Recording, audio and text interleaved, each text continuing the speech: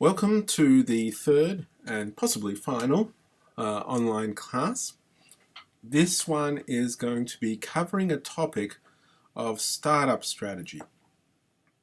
Now this is actually a pretty important one, but those of you, and there's a small number of you who have done my CDL strategy class, will be intimately familiar with this, and so I expect you to crank it up to 3 times speed right now.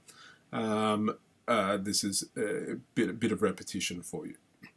However, for the rest of you, this is just an important element of anybody's learning, especially about digital market strategy.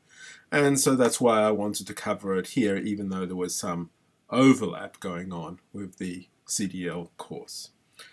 Okay, so you would have already looked at my TEDx U of T talk. That provides some context to how I've been thinking about this issue for some time. But now I want to get into some of the details of that.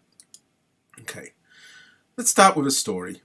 Back in the day being around the late 1990s, year 2000, a lot of people had, two companies had an interesting idea. The first was Webvan and the other was Peapod. And both of these companies had the idea that the internet could be useful for the delivery of grocery shopping. Excuse me. But they pursued it in different ways. Webvan was actually capitalized to huge fanfare. It was considered a very disruptive startup.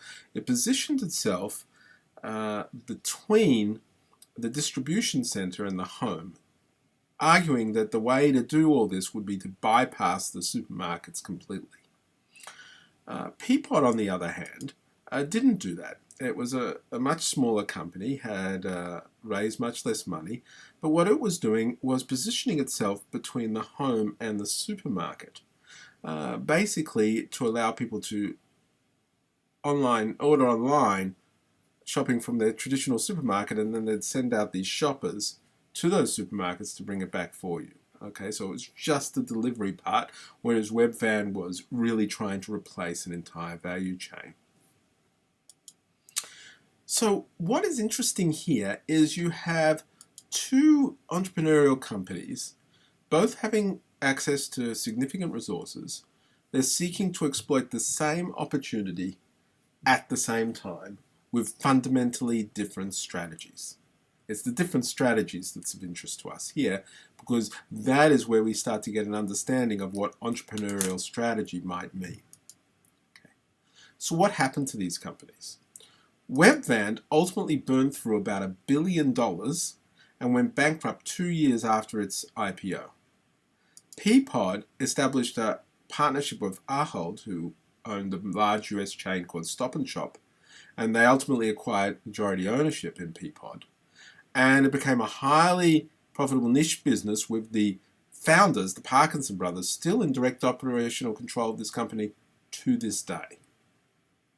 Okay, so what's very important about this is Webvan died, Peapod continued on, but at the time the market bet on Webvan. Quite interesting. Okay, so this is suggests the themes for this part of the course. Now, why do some startup firms earn extraordinary returns while others just struggle to survive? What are the key strategic trade-offs facing innovation-driven entrepreneurs, and what factors should guide strategy development implementation? We'll discuss some of those things. And how can I make informed choices that would allow me to establish and sustain a long-term competitive advantage? Well, we're going to get to some of that as well.